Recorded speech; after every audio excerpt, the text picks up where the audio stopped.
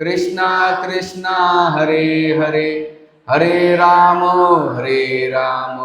राम राम हरे हरे, हरे कृष्णा कृष्णा हरे हरे, हरे राम राम राम हरे हरे, हरे कृष्णा कृष्णा कृष्णा हरे हरे, हरे राम राम राम हरे।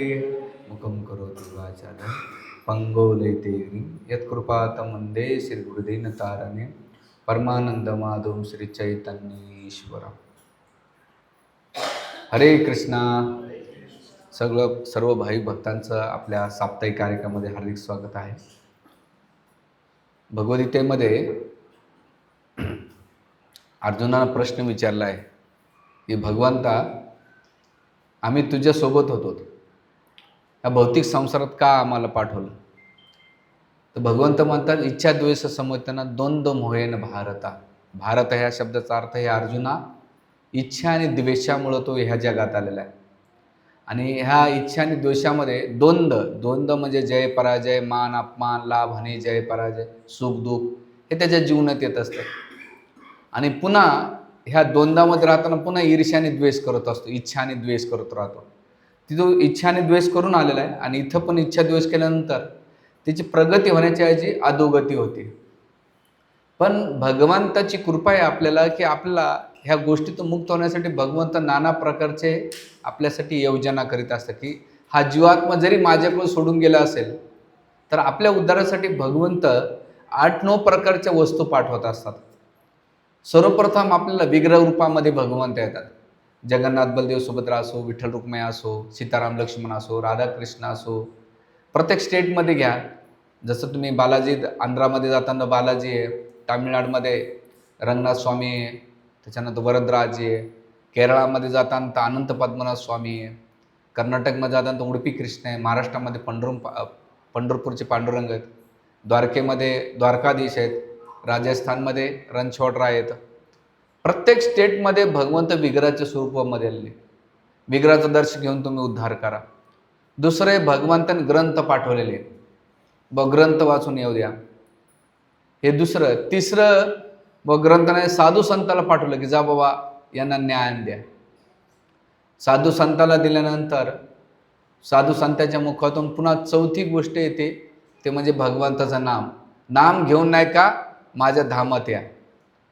कोणी मला नाम बी होऊ शकत नाही, भगवंत मला प्रसादाच्या रूपामध्ये मी येतो, प्रसादाच्या रूपामध्ये आलेले आहेत भगवंत।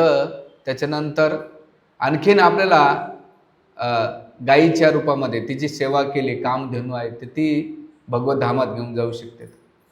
म्हणजे भगवंताने आपल्या उद्धारासाठी भरपूर गोष्टी पाठवलेल्या आहेत आणि त्याच्यामध्ये सगळ्यात एक महत्त्वाची गोष्ट पाठवली ती म्हणजे वृंदादेवी तुळशी महाराणी।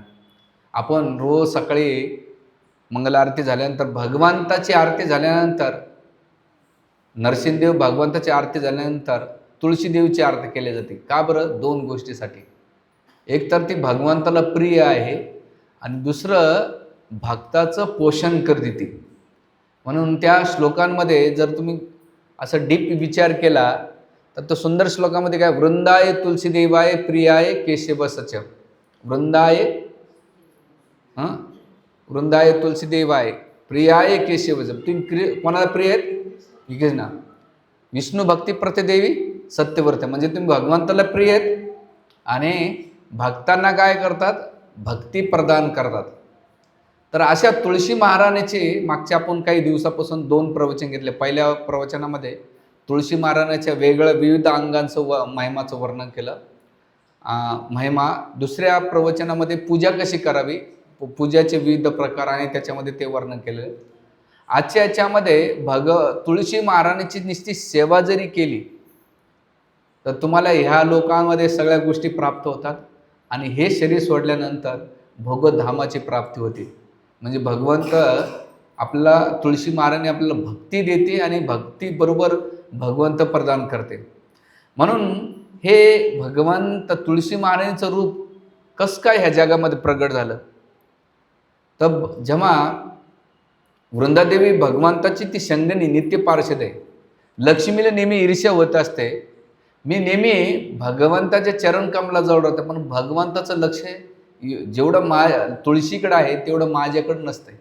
आणि तुळशी कधीच भगवान विष्णूंचे चरणकमल सोडत नाही. म्हणून नेहमी लक्ष्मी वृंदादेवीची ईर्ष्या करते. पण ही वृंदादेवी कोण आहे? तर ती साक्षात राधाराणीचं स्वरूप आहे. ती भगवंताला प्रिय करणं म्हणून राधाराणी विविध रूपामध्ये आलेली आहे. भगवान कृष्णाला कसं प्रसन्न. आणि अशी वृंदादेवी, अशी तुळशी महाराजांनी कठोर तपस्या केल्यानंतर कलियुगामध्ये जेव्हा भगवंताला प्रसन्न केलं, तर भगवंत त्याची खूप स्टोरी, आता मी स्टोऱ्या पुढच्या एपिसोडमध्ये घेईन. आज पूजा कशी करायची आणि त्याचे काय नियम आहेत मी ते सांगेल तुम्हाला. तर कलियुगामध्ये भगवंत तुळशी महाराजांना म्हटले की तू एका वृक्षाच्या रूपामध्ये ये आणि प्रत्येकाच्या घरामध्ये स्वतःहून तू काय हो प्रगट हो. कलियुगामध्ये सगळे पापी दुराचारी भगवत विमुख झालेले आहेत. ते माझ्याकडे येणार नाही. मला प्राप्त करण्याचा साधा सोपा मार्ग दिलेला आहे, तरी या कलियुगामध्ये सोपा मार्ग असून सुद्धा माझ्याकडे येत नाही. म्हणून हे वृंदादेवी तू काय कर, तू तुळशी रूपामध्ये येणे प्रकारे हा जीवात्मा तुझी सेवा करेन. आणि त्या सुकृती त्याला म्हणतात आज्ञा सुकृती. आणि जेव्हा आज्ञा सुकृती केली त्या सुकृतीमुळं भगवंताची कृपा प्राप्त होते. म्हणून तुम्ही कुठेही बघा तुळशीचं रूप तुम्हाला कुठेही दिसेल. मी आता समशम भूमीत गेलो होतो, बऱ्याच वेळा जातो, तिथे तर पाय धुतात ना लोक, तिथं तुळशीचे रूप आलेले आहेत. म्हणजे तुळशी महाराणी समशम भूमीत मेलेल्या लोकांचा सुद्धा उद्धार करण्यासाठी येते. तर अशा तुळशी महाराणी वेदांमध्ये, शास्त्रामध्ये विशेष करून ब्रह्मवेद पुराण, स्कंद पुराण, पद्मपुराण, गरुड पुराण आणि उपनिषदामध्ये तुळशी महाराणीचं एवढं विस्तृत वर्णन केलेलं आहे की त्याचं कमीत कमी 2 महिने 1 महिना नुसतं प्रवचन चालते डेली जर घेतले तर. पण कलियुगामध्ये एवढे लोक ऐकण्यास मनस्थितीत नाही आणि त्यांना एवढं हे, म्हणून विशेष करून जे हिंदू लोक येतात ते करतात, पण त्याच्या मागचं तथ्य समजून घेत न करतात ते तेवढं फळ प्राप्त होणार नाही. म्हणून वेदांमध्ये सांगितलेलं आहे की तुळशीदेवी ही भगवान कृष्णाची भक्त पण आहे आणि प्रियशी पण आहे. आणि प्रियशी असल्यामुळं काय, कृष्ण हे त्र्यंबक स्वरूपात असतात. ते मी बासुर वाजवण्यात आनंदी असतात, ते आपल्याकडे लक्ष नाही. पण जेव्हा तुम्ही राधाराणी तुळशी महाराणीचा आश्रय घेता तर भगवान कृष्ण कुठेतरी आपल्या सारख्या संघर्ष करणाऱ्या साधकांकडे कृपा प्रदान करेल. म्हणून इथे ती मूळ रूपात नाही का या भौतिक जगात तुळशीदेवी वृंदादेवीच्या गोपीच्या रूपामध्ये नित्यमुक्त असते ती. आणि ते वृक्षाच्या रूपात आल्यानंतर ती राधाकृष्णाच्या सर्वोपरी लीलासाठी तयारी करीत असते. म्हणून भगवंताने आपल्या धामाचं नाव कृष्णधाम नाही ठेवलं, राधाराणीचं पण नाही ठेवलं, जी सगळ्यात जास्त प्रिय आहे. भगवंतानं नाव काय ठेवलं, वृंदावन. आणि तुम्ही महाराष्ट्रात गावात ग्रामीण भागात असतं, प्रत्येक घराच्या समोर वृंदावन असते, म्हणजे तुळशी महाराणीचा वास असतो. तर अशी तुळशी महाराणी काय करते, राधाकृष्णाच्या लीलाचा पूर्व करते. म्हणून भारतातल्या प्रत्येक घरामध्ये तुळशीची सेवा केली जाते प्रत्येकाले. अशी सेवा जेव्हा तुळशी राणीची सेवा करताना, पूजा करताना, पुष्प अर्पण करताना येऊन कंठीमाळा आपण धारण करतो, तर यवन तुळशीपत्र अर्पण करतो, शालिग्राम अर्पण करतो. तर हे पद्मपुराणामध्ये सांगितलेलं आहे की जेवढं वृंदादेवी तिने पद्मपुराणाच्या आपलं श्रीमद भागवतामध्ये पण 3रा स्कंद अध्याय 15 आणि श्लोक नंबर 19 मध्ये मंदार कुंद, कुरुबक, उत्पल, अनर, पुनांग, नागकेशर, बकुळ, लिली, चंपक, पारिजात यासारख्या वनस्पती सुगंधी पुष्पाने भरलेल्या असतात. पण श्रीमती राधाराणी किंवा वृंदादेवी सगळ्या सुंदर आणि तिचं पुष्प, तिची मंदिरा भगवंताला ह्या पुष्पापेक्षा जास्त प्रिय आहे, एवढं वर्णन केलेलं आहे. म्हणून रोज भारतीयाने विशेष करून दुर्दैव असं की हा तुळशीचं नाही का चहामध्ये, काड्यामध्ये, औषधांमध्ये, लोशनमध्ये किंवा फेस वॉशमध्ये वापरल्या जात आहे, साबणांमध्ये वापरलं जातं, तर अपराध म्हटला जातो.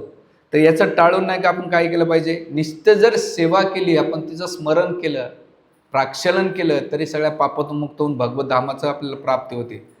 तर हे तुळशी जी भगवंताला प्रिय, तिला 8 नावानं उच्चारण केलेले. पहिले वृंदादेवी. वृंदादेवी म्हणजे काय? तिच्या हजारो सख्या आहेत. आणि सगळ्या वृंदावनच्या जेवढ्या गोपी आहेत त्याची कोण आहे? ती राणी आहे, म्हणून तिचं नाव ठेवलं वृंदादेवी. दुसरं कोण आहे? वृंदावनी. ती वृंदावन सोडून कधी जात नाही. तिचं स्थान कुठे आहे? तुम्ही नंदगावच्या बाजूला मागे जाता पावन सरोवरच्या बाजूला वृंदकुंड आहे तिथं. त्याच्यानंतर विश्वपूजिता, जगभरात तिची सगळीकडे पूजा केली जाते. भारतामध्ये सगळीकडे पूजा केली जाते. ईश्व पावनी, ती सगळ्याला पावन करते. म्हणून मी पहिल्यांदा सांगितलं ती पतित पावन आहे, प्रत्येकाच्या घरामध्ये प्रगट होऊन ती पावन करीत असते. पुष्पसार, तिचं नाव काय? सगळ्या पुष्पामध्ये ती सार आहे. आणि भगवंताला बाकीचे जेवढे पुष्प आवडत नाही, पण त्या सगळ्या पुष्पामध्ये मंजिरी पुष्प खूप आवडतात. आणि त्याच्या नंदिनी, कृष्णाला नेहमी आनंद प्रदान करते. त्याच्यानंतर तुलसी देवी आणि कृष्ण जीवनी, कृष्णाचं जीवन तिच्यामध्ये अटकलेले आहे. तर अशा तुळशी महाराणीची पूजा कशी केली पाहिजे तर शास्त्रामध्ये वर्णन केलेलं आहे. सकाळी उठल्यानंतर एक सुंदर ताट सजवायचं असतं. पितळाचं घ्या, स्टीलचं घ्या, तुमच्या परिस्थितीनुसार. त्याच्यामध्ये एक घंटी, एक आचमन पात्र. आचमन पात्रामध्ये जल स्थापित करायचं, हे बोट लावायचं. आणि पुढचा अंगठा आहे ना पाण्यामध्ये त्या टाकून स्वच्छ पाणी घेऊन गंगा, गोदावरी, नर्मदा, सिंधू, कावेरी, यमुना, सरस्वती, सनिधी कुरु, श्री विष्णू, श्री विष्णू, श्री विष्णू, असं हे मंत्र नाही आलं तरी सप्तनद्यांचं नाव घ्यायचं. गंगा, गोदावरी, नर्मदा, सिंधू, कावेरी, या सप्तनद्याचं स्मरण करून ते पान स्थापित करायचं. ते ठेवल्यानंतर घंटी, स्वच्छ घंटी, आचमन पात्र, त्याच्यानंतर एक धूप ते घ्यायचं. त्याच्यानंतर तुपाचा दिवा. आता तुम्ही म्हणता आमच्याकडे तूप नाही बाबा, तर तिळाचं तेल, तुमच्याकडे तिळाचं तेल सगळ्यात चांगलं आहे, किंवा मोहरीचं तेल वापरू शकता. त्याचा दिवा तुम्ही घेऊ शकतात. त्याच्यानंतर पुष्प, जे सुगंधित पुष्प असतात ते पुष्प घेतले पाहिजे. या सगळ्या वस्तू करून तुळशी महाराणीच्या बाजूला ठेवायचं. खाली एक नाही का आसन घ्यायचं आणि आसनावर बसून तुम्ही आचमन करायचं. ओम केशवाय, ओम नारायणाय, ओम माधवाय नमः, हे 3 मंत्र म्हणायचं आणि अंगावर शिंपडून आरती करायची. आरतीमध्ये पहिलं धूप पेटवायचं. धूपासाठी एक वाती घ्यायची, धूप पेटवायची, अगरबत्ती, धूप चालतंय. घेतल्यानंतर तुळशी महाराणीला 7 वेळा वाढायचं. 7 वेळा वाढल्यानंतर ते स्टँडमध्ये ठेवायचं.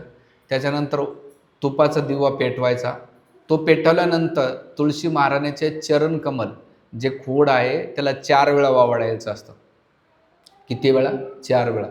नंतर तुळशी महाराणीचे नाभीचं स्मरण करायचं. ते किती वेळाचं? 2 वेळा वाढायचं. आणि तुळशी महाराणीचा पूर्ण चेहरा असं समजून 3 वेळा वाढायचा. आणि पूर्ण तुळशी महाराणी अशी 7 वेळा वाढायची आणि वाळून नाही का ती द्यायची. आणि हे देत असताना, धूप अर्पण करत असताना ओम तुलस्याय धूपम अर्पण असतो असं मंत्र म्हणून तुम्ही धूप अर्पण करायचं. एष दीपम तुलसी, एष तुलस्याय अर्पण असतो असं मंत्र म्हणून तुम्ही धूप अर्पण दीप अर्पण केलं पाहिजे. त्याच्यानंतर पुष्प, एक पुष्प असेल तर एष पुष्प, अनेक पुष्प असेल तर एष पुष्पांजली तुलसी देवी अर्पण असतो असं म्हणून नाही का ते 7 वेळा तुळशी अर्पण करायचं पुष्प आणि ते भक्तांना देऊन टाकायचं. आणि मग 3 प्रदक्षिणा मारायच्या. आणि प्रदक्षिणानंतर तिला दंडवत करायचं. वृंदाय तुलसीदेवाय प्रियाय केशवसच विष्णुभक्ती प्रतिदेवी सत्यव्रते नमो नमः. हे करण्याच्या मागचं 2 गोष्टी येतात. एक म्हणजे आपल्या 24 तासामध्ये कितीतरी आपल्याकडून पाप झालेले असतात आणि जेव्हा तुम्ही पूजा करतात, प्रदक्षिण घालतात, तर पापातून मुक्त होती. आणि तुम्हाला पाप, जेव्हा तुमच्या जीवनातलं पाप नष्ट होतं तेव्हा भक्तीची सुरुवात होते. जोपर्यंत पाप नष्ट होत नाही ना, जो बघा जे पापी लोक असतात ते भक्ती नाही करू शकत. बरं जरी ते भक्तीत आले, सत्संगात आले, तर जप नाही करू शकत, कारण त्यांचं पाप त्यांना जप करू देत नाही. आपण म्हणजे आम्ही कितीतरी वर्षे सांगतो, प्रभूजी त्याला शांत बसवा थोडंसं प्लीज.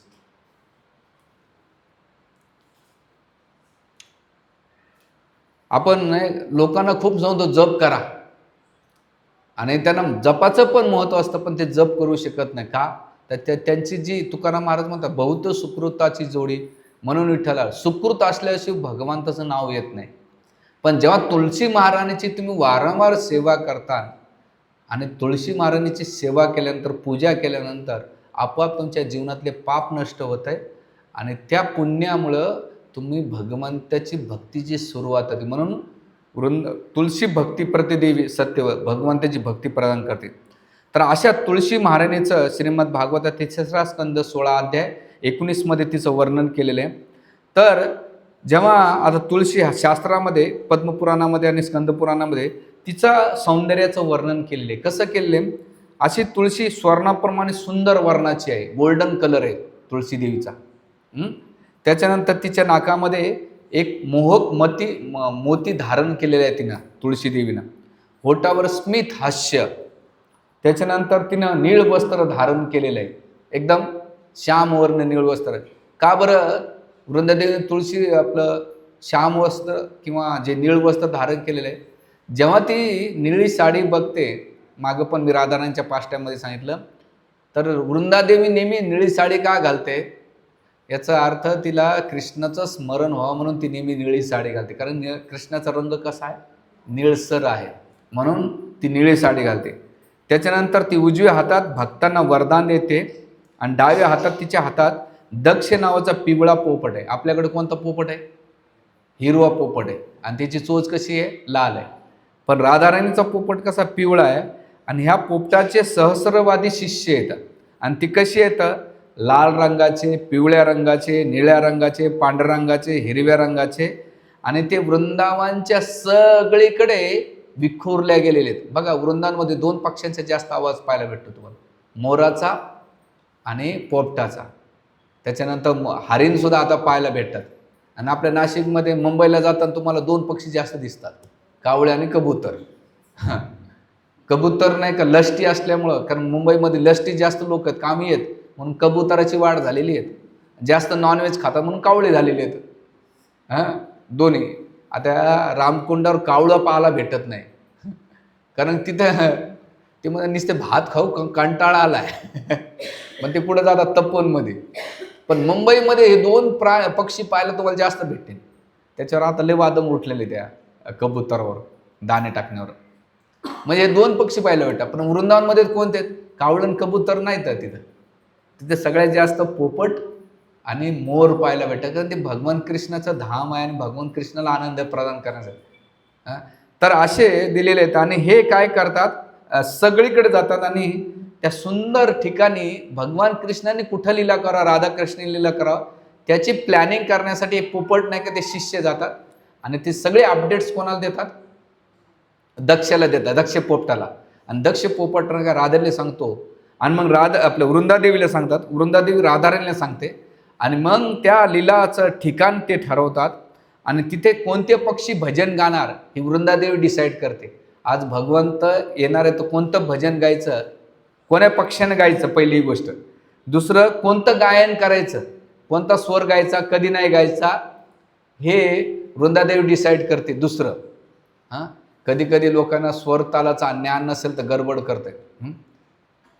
आमच्या मंदिरात बी असे काही बरेच सिंगर आहेत, शेण कीर्तनाला नाही का जोरात कीर्तन करतात आणि गुरुपूजेला शेण कीर्तनाची गान करतात. नाही, ज्या टायमाला जे कीर्तन करायची ती धून पाहिजे ती गायली पाहिजे. पण इथं वृंदादेवी काय गाण्याचं गायन कोण करणार?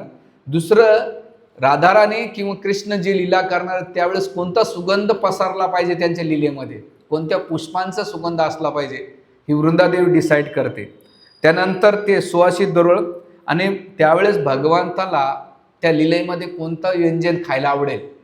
जसं बघा ना, आपण पुढे पिकनिकला जायचं असेल तर समोसा चाट घेऊन जातो, भेळ घेऊन जातो, वडापाव घेऊन जातो, चटपटा घेऊन जातो. धार्मिक क्रिया, आता जसं काल चंपाषष्ठी, मला एक जण असंच हळद लावून आला. मला काय रे कुठे गेलता? मला वांग्याचं भरीत आणि भाकर खायला गेलो होतो. म्हणजे प्रत्येक जण प्रत्येक ठिकाणी वेगळे वेगळे आयटम करतात. तसं भगवान कृष्ण राधाराणी जेव्हा लीला करायला जातात तर कोणते व्यंजन त्यांना खायला आवडतात ते वृंदादेवी डिसाईड करते. आणि कोणती लीला, कोणती क्रीडा करणार त्या दिवशी हे वृंदादेवी डिसाईड करते. आणि त्यावर संगीत कोणतं वाजवतं हे सगळं वृंदादेवी डिसाईड करते. आणि भगवंताला ती आनंद प्रदान करते म्हणून तिचं नाव काय पडलं आहे? नंदिनी हे नाव पडलेलं आहे. अशा राधाराणीचं हे दिलेलं आहे. आणि ते संचार करीत असताना डाव्या हातामध्ये दक्ष पोपटाचा आणि उजव्या हातात वरदान देते. जे भगवान कृष्णाचा आश्रय घेतात त्यांना मी माझी कृपा प्रदान करते. तर हे तुळशी महाराणीचं दिलेलं आहे. तर यासाठी तुळशीची आराधना पूजा करणं खूप महत्त्वाचं आहे. जेव्हा आपण ही तुळशी महाराणीची पूजा करतो तर भगवंताचं धाम भेटते सेवे माध्यमातून. जसं तुम्ही किती लोक वृंदावनला गेलेले आहेत, हां, वृंदाकुंडला गेलेले असते ना, वृंदाकुंडला. हां, वृंदाकुंड अतिशय सुंदर आहे. म्हणून भगवंत नंदगावच्या बाजूला गुप्तकुंड, वृंदाकुंड, पावन सरोवर आणि कलहतपाडी ह्या ठिकाणी वृंदादेवीचं मेन खास ठिकाण असायचं. आता गुप्तकुंडाला का, तर राधाकृष्ण काय गोपी सगळ्या बाकीकडे नाही का काही नाही काही खेळामध्ये तल्लीन असायच्या. गोप सकाला भगवंत काय करायचे, त्या पहाडीवर नाही का सोडून द्यायचे. टेर कदम आहे खालच्या साईडला, तुम्ही बघितलं असेल ते बाबाजींनी कृष्ण बलराम आहे छोटेसे, तिथे बाजूला तलाव आहे आणि टेर कदमच्या बाजूला भगवंत काय करतात, सगळ्या गोपसकांना शिदोरी खाल लावतात आणि मग भगवंत हळूच त्या टेर कदमला सगळ्या गोपसकाला बसवतात. तिथं बाजूलाच नाही का गोपेश्वर महादेव आहे, त्या ठिकाणी सगळेजण गोपसखा बसतात आणि भगवंत हळूच काय करतात, पावन सरोवरच्या तिकडून बाजून लपत गुप्तकुंड वृंदाकुंडला जातात आणि वृंदाकुंडला सांगतात, विचारतात कुठे राधा राणी. मग वृंदादेवी म्हणते की गुप्तकुंडाच्या बाजूला राधाराणी तुमची वाट बघते. मग वृंदादेवी सांगितल्यानंतर कृष्ण भेटायला जातात आणि असं सगळं करतात. तर भगवंत एवढे प्रसन्न झाले, एवढे आनंद झाले की वृंदादेवी मला प्रसन्नासाठी काय करत नाही. आणि त्यामुळं भगवंताने आपल्या धामाचंच नाव ठेवलं वृंदावन. भगवंताला 2 लोक खूप प्रिय आहेत.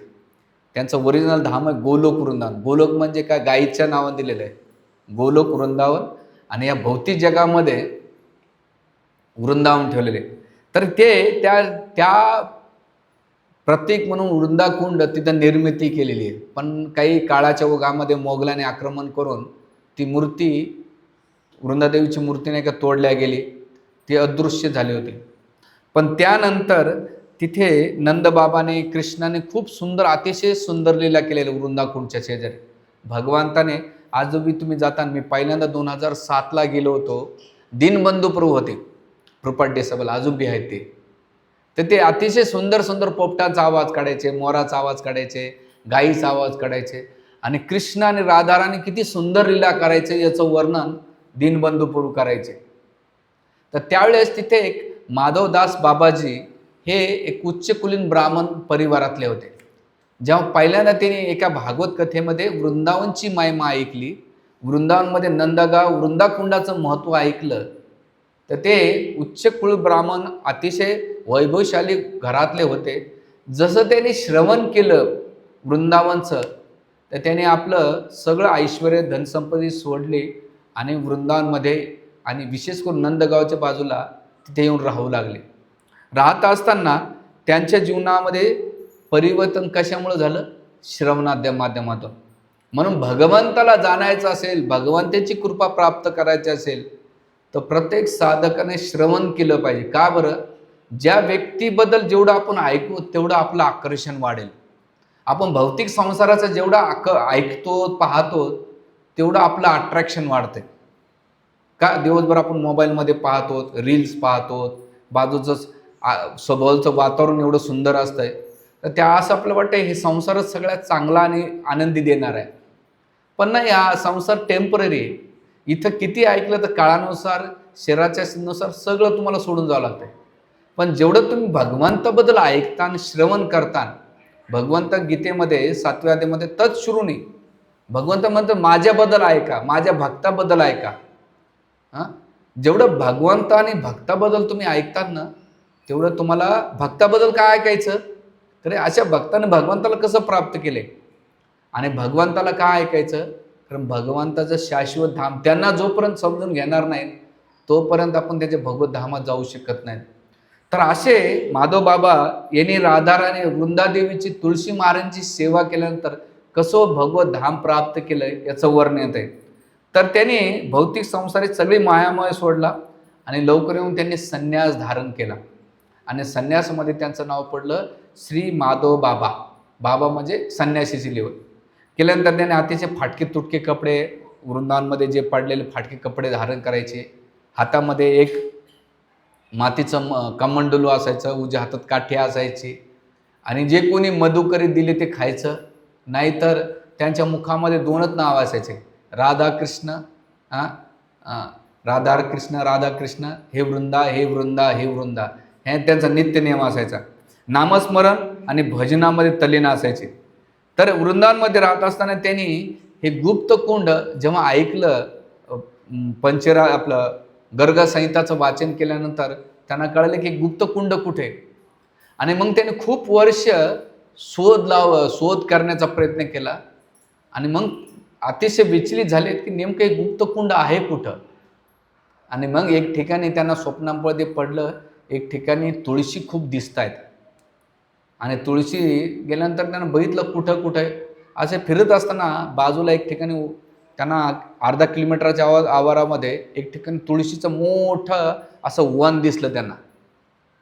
आणि वन दिसल्यानंतर त्यांना जे संकेत भेटत गेले आणि संकेत गेल्यानंतर ज्या ठिकाणी जास्त तुळशी होत्या त्याच्याच बाजूला वृंदाकुंड.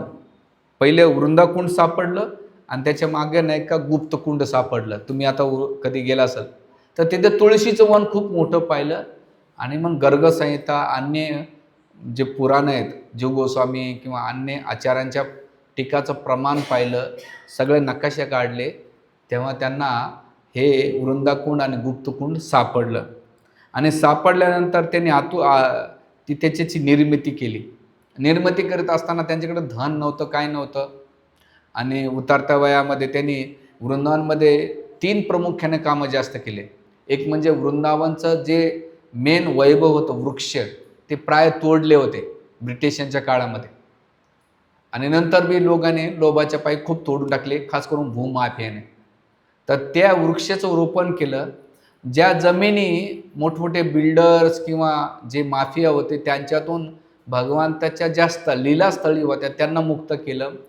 त्यानंतर त्याने जे पहाडी होत्या, जे विटा माती बांधकामासाठी जे मोठे गुंड होते त्यांच्यापासून त्याने एकट्याने लढा दिला.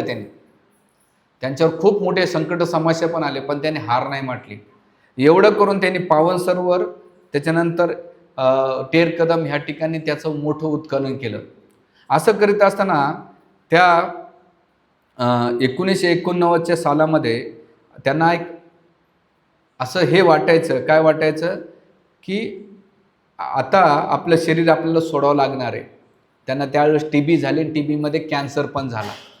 कारण ते खात नसायचे, कारण शरीराकडे ते शरीर स्तरावर नसायचेच, ते एकदम दिव्य स्तरावर असायचे. तर भौतिक जगाचा त्यांना खाणं पिणं विश्राम काय नाही. त्यांच्या मनामध्ये, चित्तामध्ये, मुखामध्ये राधाकृष्ण, वृंदादेवी, वृंदावन आणि मनामध्ये भगवंताची लीला सोबत करणं, दुसरं काहीच विचार नसायचा. तर असे माधव बाबा त्यावेळेस 1989 साली त्यांना प्रश्न पडला की माझ्यानंतर याची सेवा कोण करेन, वृंदाकुंडची तुळशीदेवीची सेवा कोण करेन. आणि मग त्यांनी खूप शोध केल्यानंतर त्यावेळेस त्यांना इस्कॉनबद्दल आणि स्वामी प्रभुपादांबद्दल माहीत झालं. त्यांनी पाहिलं की एसी भक्तिवेदांत स्वामी प्रभुपादांनी वृंदादेवीचा जेवढा प्रचार केला ते जगामध्ये दुसरं कोणीच नाही केलेले. जगभरातल्या कानाकोपऱ्यामध्ये तुळशी महाराजांची स्थापना केली, भक्तिदेवीला प्रगट देऊन भगवंताला प्रिय भक्त बनवलं. म्हणून ते कृष्ण बलराम मंदिरात गेले आणि त्यांनी सांगितलं की माझं जे वृंदाकुंड त्याला जीर्णोद्धार करून तुम्ही याची सेवा सांभाळा. कारण मी तुमची सेवा पाहिली, त्याच्या सेवेमध्ये खूप स्टँडर्ड आहे, तुमच्यामध्ये लोभ नाही आहे आणि सेवा करण्याची चांगली वृत्ती आहे, म्हणून मी हे तुम्हाला देऊ इच्छिते. त्यावेळेस कृष्ण बलराम मॅनेजमेंटनं तो प्रोजेक्ट दीनबंधू प्रभूकडे देण्यात आला. आणि दीनबंधू प्रभूला खूप वर्षापासून ते वृंदावनमध्ये राहायचे आणि त्यांना असं वाटायचं काहीतरी आपण केलं पाहिजे.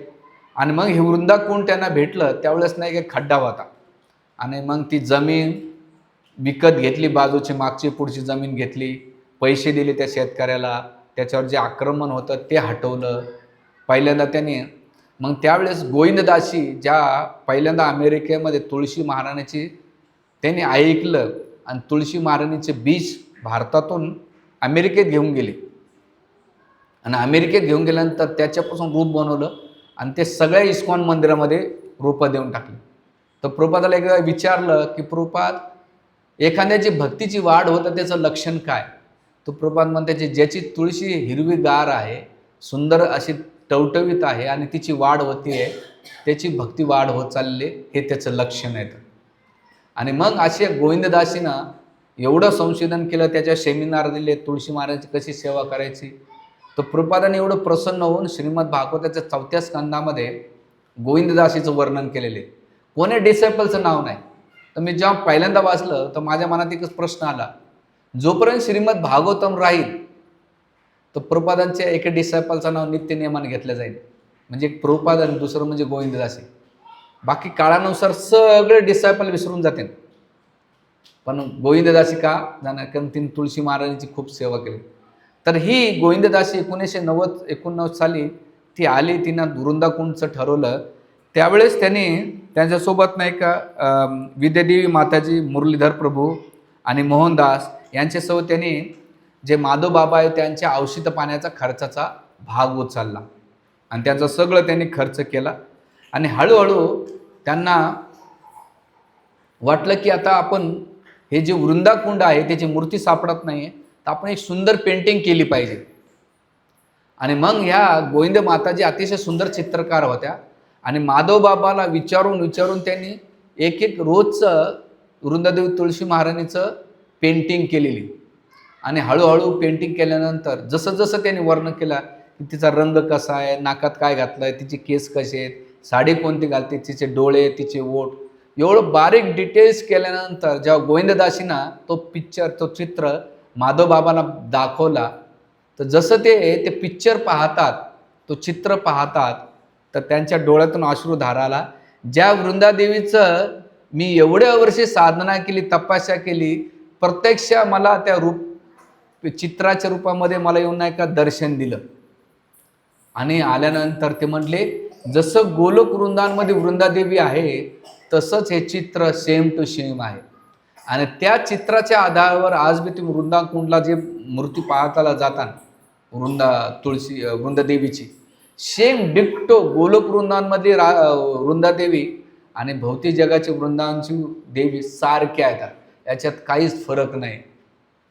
आणि केल्यानंतर हळूहळू माधवबाबाची तब्येत नाही का ढासळत चालली होती आणि त्यांनी 27 नोव्हेंबर 1990 साली त्यांचा शिष्य सकाळी ह्या गोविंददासी विद्यामाताजी तिथंच सेवा करीत होते आणि त्याचं उत्खनन करण्यासाठी, जीर्ण उधारण्यासाठी प्रयत्न चालू होते. आणि मग त्यांनी त्यांचा पर्सनल सेवक आला आणि आल्यानंतर त्याच्या पहिले एक प्रसंग असा झालेला आहे की ते गोविंद माधवबाबा आपलं जे माधवबाबाकडे गेले, त्यांना विचारलं तुमचं जीवनचरित्र सांगा, तुम्ही कसे आले. ते म्हटले माझं या जगातलं एकमेव चरित्र सांगण्यासारखं आणि ऐकण्यासारखं असेल ते राधाकृष्णच आहे. माझ्यासारख्या साधारण व्यक्तीचं काय कोण उपयोगणार आहे. त्यावेळेस गोविंद माताजी ते म्हणतात की तुमचं हे सगळं इंटरव्ह्यू घेण्याचं एकमेव कारण भविष्यामध्ये आम्ही जेव्हा वृंदाकुंड निर्माण करू, तुमचं मार्गदर्शन आणि तुमचे जीवन आम्हाला खूप कामाचं राहील. आणि आम्हाला तुम्ही सगळ्यात छोट्या मोठ्या गोष्टी सांगा, आम्हाला याच्यातलं काहीच ज्ञान नाही, पण तुम्ही एवढ्या वर्षी जी साधना केलेली, जो तुमचा साक्षात्कार आहे, तुम्ही आम्हाला तो बखान करा. आणि मग खूप विनंती केल्यानंतर माधवबाबांना आपल्या परिवाराबद्दल, आपल्या जीवनाबद्दल काही सांगण्यात थोडंफार सांगितलं, पण वृंदादेवीची कशी सेवा करायचं याचं डिटेल त्यांनी गोविंद माताजीला दिलं. आणि हळूहळू TBमुळं आणि कॅन्सरमुळं त्यांचं शरीर होतं. तर सकाळच्या टायमाला त्यांच्या सेवकनं बोललं की आता माधवबाबा शरीर सोडण्याची वेळ आलेली. तर गोविंद माताजी, विद्या माताजी, मुरलीधर प्रभू, त्याच्यानंतर मोहन प्रभू हे सगळे धावत गेले आणि घेतलं. ते त्यावेळेस बघितलं की माधवबाबा शेवटच्या घटका मोजत आहेत. त्यावेळेस त्यांनी वृंदादेवी तुळशी महाराणीचं फोटो ठेवला. जसं पाहिल्यानंतर हे राधाकृष्ण, हे राधाकृष्ण, हे वृंदादेवी, हे वृंदादेवी, हे कृष्ण, ठाकूरजी लाल, लालेली लाल असं म्हणता सकाळच्या टायमाला त्यांनी वृंदादेवीचा फोटोचं पाहत आणि कृष्ण कृष्ण तिथं शेवटचे 3 शब्द कृष्ण कृष्ण आणि वृंदा याचं म्हणता त्यांनी शरीर सोडलं. त्यावेळेस गोविंद माताजी म्हणतात की माधव बाबा हे जगाच्या कोण्या फोकसमध्ये नव्हते, एकटेच वृंदाकोनमध्ये राहायचे. आज बी कोणी जात नाही इस्कॉन शिव तिकडं. एकट्यानेच सेवा केली, कोणाच्या फोकसमध्ये नव्हते. फोकस एकाच्याच होते, ते म्हणजे भगवान कृष्णाच्या फोकसमध्ये होते ते. आणि पहिल्यांदा मृत्यू काय असतो पाहिला, पण मृत्यू दोन प्रकारचा पाहिला मी. भौतिकवाद्याचा मृत्यू घाबरत घाबरत, चिंता करत करत शरीर सोडताना पाहिलंय. पण माधव बाबाचं शरीर सोडताना त्यांच्या चेहऱ्यावरला तो तेजस्वीपणा, जे हास्य आणि तो आनंद मी कोण्या व्यक्तीमध्ये पाहिला नाही जेवढा माधव बाबाच्या चेहऱ्यावर पाहिला. आणि शेवटी ते म्हणतात की त्यांनी शेवटी कृष्णाचं स्मरण करता करता भगवत धामात राधा वृंदादेवी त्यांना स्वधामात नित्यलीला प्रविष्ट केली. त्यांच्या जीवनाचे सार्थक काय झालं, जीवनभर त्याने तुळशी महाराणीची सेवा केली आणि हरिनामाचा जप केला आणि पूजा केली. एवढ्या 3 गोष्टीवर भगवत धामाची प्राप्ती केली. याच्यातून आपल्याला शिकायचं काय, जीवनभर तुम्ही काहीच करू नका, तुमच्याकडून काय होतं नाही होत ते तुमची तुम्हाला माहिती, पण तुळशी महाराजांची सेवा कधीही सोडायची नाही. माझ्या वडिलांचं मला चांगलं आठवतंय. हां, ते काय हो सकाळी भले भांडण करते पण पाणी घालायचं विसरणार नाही. भांडण करता करता पाणी घालतात, मी पाहिलं बऱ्याच वेळा. पण मला हरकत नाही, ते हॅबिट्स का असे ना पण ते घालतात. हां, आईचं पण तेच आहे आणि बरेच लोक ते करतात. भले त्यानं ते तुळशीबद्दल एवढं कधीच ऐकलं बी नसेल, कोणी सांगितलं बी नसेल, सगळं करतात म्हणून आपण करतो. पण तुळशी महाराणीचं सेवा कधी सोडायची नाही. आणि भगवंताचं जर आपण अशा पद्धतीने जर केलं तर जसं माधव बाबाने शरीर सोडलं आणि भगवत धामाची प्राप्ती केली ती वृंदावनमध्ये, तर आपल्यासारख्या साधकांना आपल्याला तेच होप्स आहे. वृंदादेवी आली कशासाठी, आपल्यासारख्या संघर्ष करणाऱ्या साधकांना घेऊन जाण्यासाठी आलेली. आणि ती प्रगट का होती इकडे तिकडं, आपल्या उद्धारासाठी होती. म्हणून जप करताना सुद्धा सकाळचा जो तुळशी महाराजांच्या सोबत केला पाहिजे. गळ्यात तुळशीची माळा घातली पाहिजे. नाकावर तिलक जरी काढला, आपला तिलक बी कधी कंप्लीट होत नाही जोपर्यंत तुळशीपत्र काढलं जात नाही तोपर्यंत कंप्लीट होत नाही. भोग बी लावायचा असेल तर तुळशीपत्र कंप्लीट होत नाही. आणि जसं आमच्या आर्चविग्रह मॅन्युअलमध्ये एक वाक्य दिलेले, भगवंताची संपूर्ण विधी पूजा कधी कंप्लीट होते, ते चंदनयुक्त तुळशीपत्र कृष्णाच्या चरणकमलाला अर्पण करतात ना, तर तुमची पूजा परिपूर्ण होते. म्हणजे तुम्ही खूप शृंगार केला आणि तुळशीपत्रच लावले नाही, तो तुमची अर्धवट पूजा झाली. पण तुम्ही शृंगार काहीच नाही केला, पण तुळशीपत्र आणि चंदन घेतलं आणि भगवान कृष्णाच्या चरणाला लावलं, शालिग्रामला तुम्ही अर्पण केलं, तर तुमची पूजा काही संपूर्ण विधी पूजा म्हटल्या जाते. तर अशी वृंदादेवीचं नाही का त्यांनी स्मरण करून भगवत धामाची प्राप्ती केली. तर आपल्याला एकच शिकायचं आहे की भगवंताला प्राप्त करायचं असेल तर तुळशी महाराजांची सेवा केली पाहिजे, पूजा केली पाहिजे. आणि हे केल्यानंतर आता इथं प्रश्न असा पडलेला आहे की तुळशी महाराजांची सेवाच्या मागचे मी 2 एपिसोडमध्ये डिटेल सांगितलेलं आहे. तर अशा तुळशीची सेवा करून कोणाकोणाचा उद्धार झालेला आहे, तर एक मुरगारीची झालेली आहे. फेमस कथा आहे पद्मपुराणामध्ये आणि चैतन्य चरितामृत. मुरगारी होता, त्या पशुपक्षी प्राण्यांना अर्धवट मारायचा आणि सोडून द्यायचा. नारद मुनी म्हटले, अरे याला संपूर्ण का मारत नाहीस. तर तुम्हाला असं पहिल्यांदा मी साधू पाहिले की पाहू का म्हणून. आणि म्हणजे का बरं, तर म्हणजे तू एवढा पाप केलेलं आहे, एवढं तुझ्याकडून पाप घडलेलं आहे, तर तू नरकातसुद्धा तुला अति यातना मिळेल. तर मुरगारी घाबरून गेले, काय करायचं काय नाही. ते म्हणले माझ्या उद्धाराचं साधन काय. ते म्हणले पहिले धनुष्यबाण तोडून टाक, तुझ्याकडे जेवढं तू वाम मार्गाने धन कमवलं ते वाटून टाक. ते म्हणलं खायचं काय. ते म्हणले कृष्ण बघून घेते, काळजी करू नको. आणि मग करायचं काय. ते म्हणले इथं कुट्या बांध आणि इथं तुळशी महाराजांच्या बाजूला तू भगवत नाम जप कर. तर मुरगारीने प्रश्न विचारला, तुळशी आणि नाम जप का. ते म्हणजे तुळशीची सेवा करून तुझे पाप नष्ट होईल आणि जप करून भगवत धामाची प्राप्ती होईल. आणि जेव्हा नारद मुनीने या 2 गोष्टी सांगितल्यानंतर मुरगारी काय झाला, त्याने तुळशी महाराजांची सेवा केली आणि नाम जप केला. हरे कृष्णा कृष्णा कृष्णा हरे हरे, हरे राम राम राम हरे हरे. या केल्यानंतर त्याच्या जीवनात एवढं परिवर्तन झालं की नंतर नारद मुनी भेटायला आले, तर तो आपलं उपरणं काढून नाही का मुंग्याला झटकत होता. आणि त्याला विचारलं, आता तुझ्या उदाहरणाचं साधन काय. ते म्हणले की आजूबाजूचे गावचे लोक एवढं धान्य आणून देतात, एवढं रेशन पाणी आणून देतात, तर आम्ही त्याचं काय करतो, दान करून टाकतो.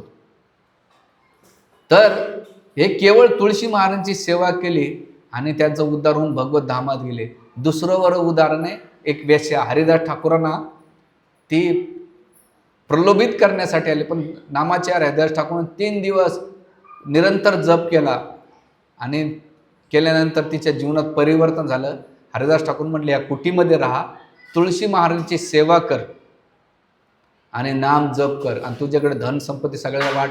तिने हेड शेव केलं आणि तुळशी महाराजांची सेवा केली, नाम जप केला आणि तिचं नाम जप केल्यानंतर पापातून मुक्त होऊन भगवत धामात ती सुद्धा गेलेली.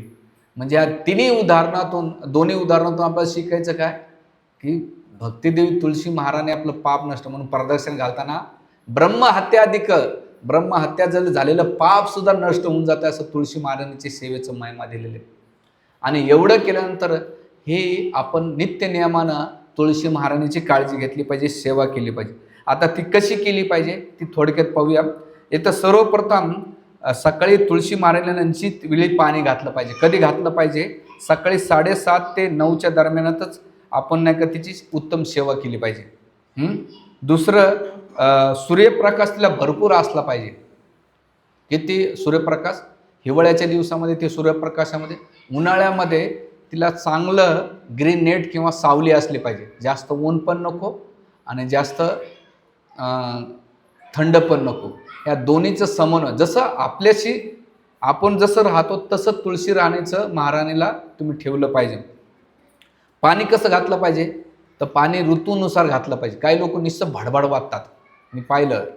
आता तुम्ही थंडीच्या दिवसामध्ये बसल्या आणि तुमच्या अंगावर कोणी एखादा घागर, कळशी किंवा तांब्याचं पाणी वतलं तर तुम्हाला आवडेल का? तर तुळशी महाराणीला केवढं पाणी घातलं पाहिजे थंडीच्या दिवसामध्ये. पहिलं बोट घालायचं मातीमध्ये, जास्त ओलं पण नसलं पाहिजे आणि जास्त कोरडं पण नसलं पाहिजे, कमी कमी घातलं पाहिजे. दुसऱ्या दिवसापर्यंत जास्त घातलं तर त्याचे जे मूळ आहेत ते सोडून जातात आणि कमी घातलं तर ड्रायनेस होतो. तर त्याच्यामध्ये मोकळा पण असला पाहिजे, त्याच्यामध्ये गांडूळ घातलं पाहिजे, गांडूळ खत नाही तर कुजलेलं शेण, जुनं शेण घालून नाही का ती माती भुसभुशीत असली पाहिजे. आणि दर 2-3 दिवसांना तिला काय केलं पाहिजे, मोकळं केलं पाहिजे. आणि सकाळी पाणी घालण्याची वेळ विशेष करून 6 ते 9 वाजेच्या वेळेतच पाणी घालायचं तुळशी देवीला. ते बी बुडात नाही का थोडंसंच घालायचं. आपल्याकडे आचन पात्रानं पाणी घातल्या जाते, जास्त नाही. त्याच्यानंतर त्याची 1-2 इंच माती खोदली पाहिजे तुळशीला.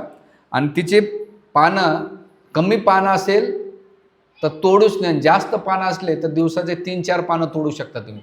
तुम्हाला पानं पाहिजे असेल तर प्रपात एक ठिकाणी लिहितात की हिरवेच पानं तोडावं असं नाही, पिवळे पानं जे गळून पाडणारे पानं आहेत ते तोडून अर्पण केले तरी चालतात.